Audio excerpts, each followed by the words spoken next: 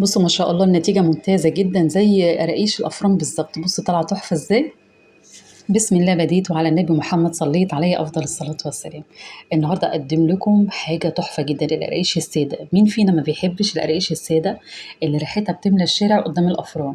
النهاردة هنعملها في البيت وبنفس الطعم الأصلي والطريقة ولا أسهل من كده. مقرمشة جدا وخفيفة وبتدوب في البق. لو جربتيها مرة هتبطلي تشتريها من بره. خليكي معايا خطوة بخطوة لأن الفيديو النهاردة فيديو مميز جدا. أسرار القراقيش كلها هتشوفيها النهاردة في الفيديو. إزاي تحصلي على الشكل ده ويطلع معاكي بومبي بالمنظر اللي انت شايفينه ده زي قراقيش الأفران. في الفيديو ما تنسينيش في لايك وكومنت واشتراك في القناة، ويا ريت تشجعيني بكومنت منك تشجيعي كده.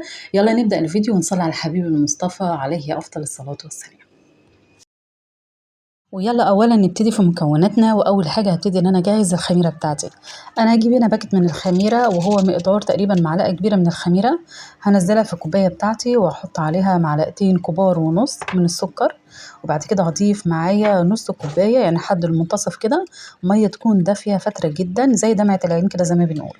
ونقلبه كله مع بعضه بالشكل ده لحد لما تختمر معايا. انا هنا بعمل اختبار للخميره بتاعتي الاول، وهغطيها واسيبها جانبا كده لحد لما تختمر معايا وتبتدي تعلى. خلاص كده يلا نجهز بقى في البولة بتاعتنا، وهبتدي ان انا انزل فيها الدقيق بتاعنا. انا جبت كيلو من الدقيق متعدد الاستخدام زي ما انتم شايفين كده. هبدأ ان انا انزله في البولة بتاعتي، وبعد كده ابتدي ان انا اضيف معايا المكونات الجافة بتاعتي على الدقيق. اول حاجة هضيف معايا معلقة كبيرة من السمسم، وبعد كده معلقة صغيرة من اليانسون، وبعد كده معلقة صغيرة من الكمون زي ما انتم شايفين بالشكل ده. وبعد كده هضيف معايا رشة كده بسيطة من الملح، يعني نقول تقريبا كده ربع معلقة صغيرة من الملح. خلاص، دي المكونات الجافة بتاعتي. هبتدي ان انا اقلبها في الدقيق بالشكل ده كلها تختلط كلها مع بعض. وبعد كده هبتدي ان انا اضيف الزيت بتاعي، المادة الدهنية. هضيف هنا نص كوباية من الزيت، وبعد كده هضيف معايا كوباية كاملة من السمنة.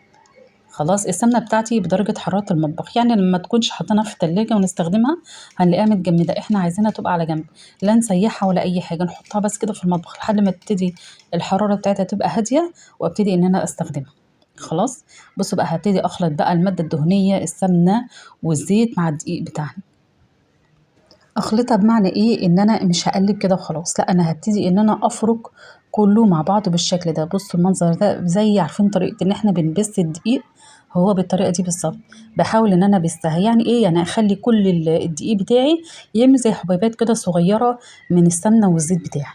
خلاص، بخليها توصل للاخر زي كده رمل البحر. لما اشوف رمل البحر بتبقى زيها بالظبط كده. انا عرفت خلاص ان الدقيق بتاعي اتشرب من المادة الدهنية بتاعتي خلاص كده. ودي على فكرة خطوة مهمة جدا. يلا بقى نشوف. بصوا كده الخميرة بتاعتي ما شاء الله ارتفعت زي ما انتم شايفين كده، وحصل فيها الفوران ده. خلاص انا اتاكدت الخميره بتاعتي ممتازه.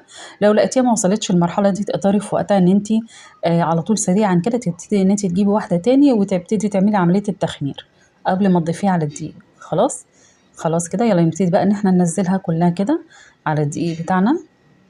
بصوا الفوران بتاع الخميره ما شاء الله، الخميره ناجحه كلها.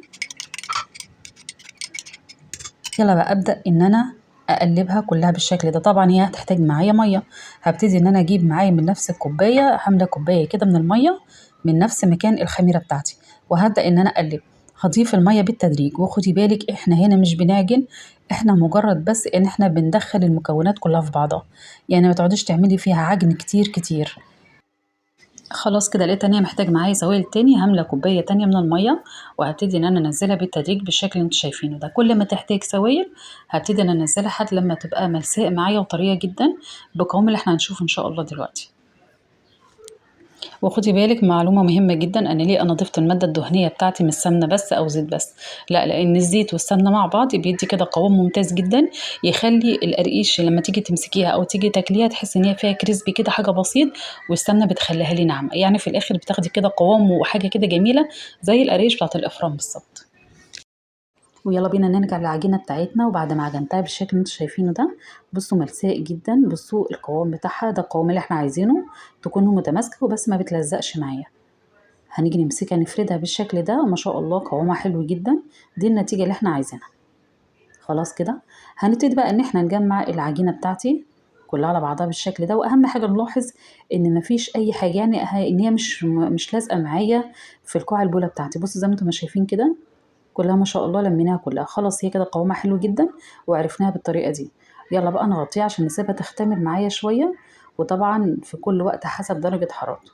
هبتدي ان انا اغطيها واركنها جانبا كده لحد لما تختمر معايا، وبعد كده هبتدي ان انا اشتغل فيها على طول. بصوا كده، دي الكوبايه اللي انا استخدمتها. انا عايزه اعرفه ان انا الكوبايه اللي انا استخدمتها قد ايه ميه. استخدمت كوبايتين من الميه خلاص، بالاضافه طبعا للسوائل اللي هي نص كوبايه اللي كان فيها الخميره بتاعتي، يعني كله على بعضه كوبايتين ونص من الميه.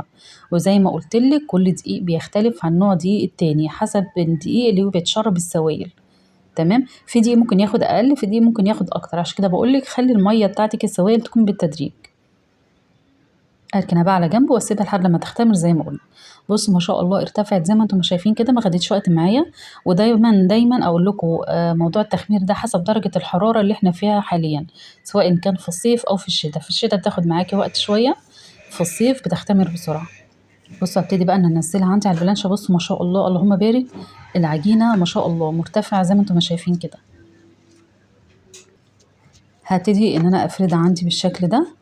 انا مش بعجن فيها، بصوا انا بلمها بس، كل حكايه انا بلمها بالطول بالشكل ده.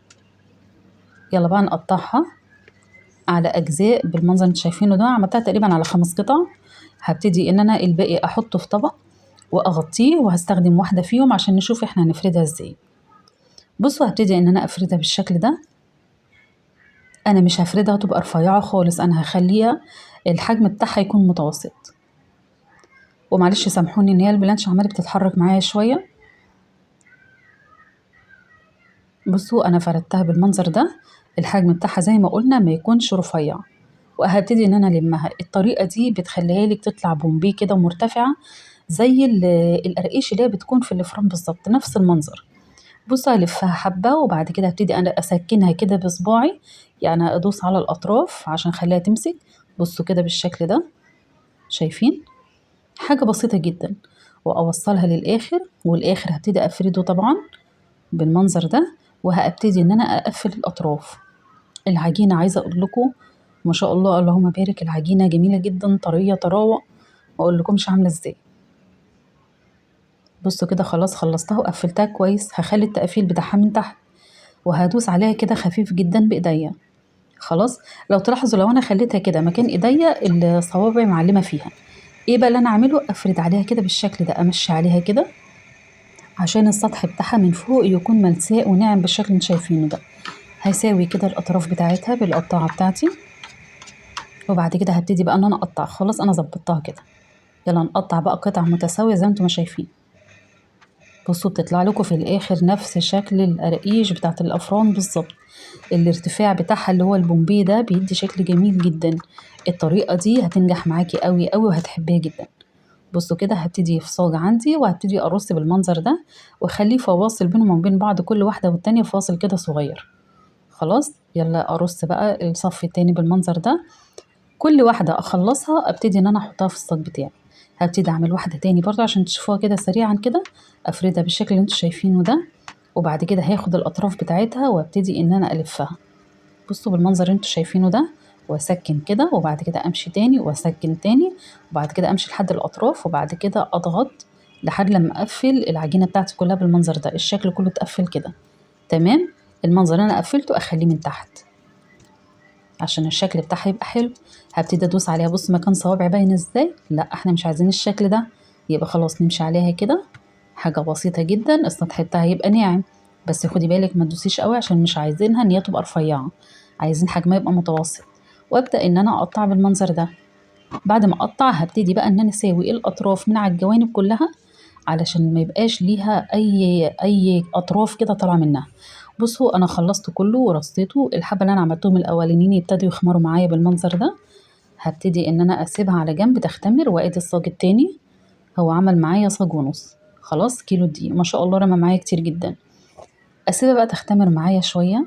عايزينها ان هي ترتفع. بصوا هي ابتدت ان هي ترتفع معايا، تعمل شكل البومبي كده شويه. نديها حقها شويه في التخمير. بصوا ده الشكل بعد ما ارتفعت معايا واختمرت معايا. ما شاء الله اللهم بارك، شكلها جميل جدا.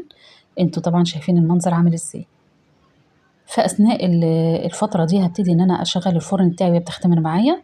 اشغل الفرن بتاعي 180 درجه، واسيبه لحد لما يسخن معايا. خلاص هبدأ بقى ان انا اخد القراقيش بتاعتي الجميلة دي. بصوا انا عايزة اوريكم بس الشكل بتاعها وهي مرتفعة عاملة ازاي، والشكل لما احنا لفيناها من جوه، بصوا منظرها عامل ازاي من بعد ما اختمرت. ما شاء الله اللهم بارك، جميلة جدا. يلا بقى ناخد الكلام الجميل بتاعنا ده، واول صينية اختمرت معايا هبتدي ادخلها الفرن. احطها الاول في رف متوسط كده، الرف الوسط. هبتدي ان انا اخليها لحد لما لونها يبتدي يبقى لونها ذهبي. وخدي بالك لو ما عندكيش الشوايه او لونها ما خدش اللون الذهبي ده، نشغل عليها الشوايه. عايزه اقول لك ثواني تاخدي بالك منها كويس جدا، لان هي يعني سريع قوي ان هو السطح بتاعها يحمر. احنا مش عايزين السطح بتاعها يبقى لونها بني كده او غامق، احنا عايزينها تبقى بالمنظر ده. بصوا زي القرقيش اللي هي بتاعت الافران بالظبط. ما شاء الله اللهم بارك، طالعه جميله جدا. بنسيبها طبعا تبرد كده شويه، لان في الوقت ده بتكون طريه. بس انا عايزه اوريكم شكلها عامل ازاي. بصوا كده، قربوا معايا وشوفوا المنظر. ما شاء الله طالعه حلوه جدا جدا. انا حبيتها قوي وهي بالطريقه دي، عجبتني اكتر من ان انا افردها واقطعها. دي الطريقه دي عجبتني اكتر، ادت شكل البومبي، السطح بتاعها يكون مرتفع، نفس قراقيش الفرن بالظبط.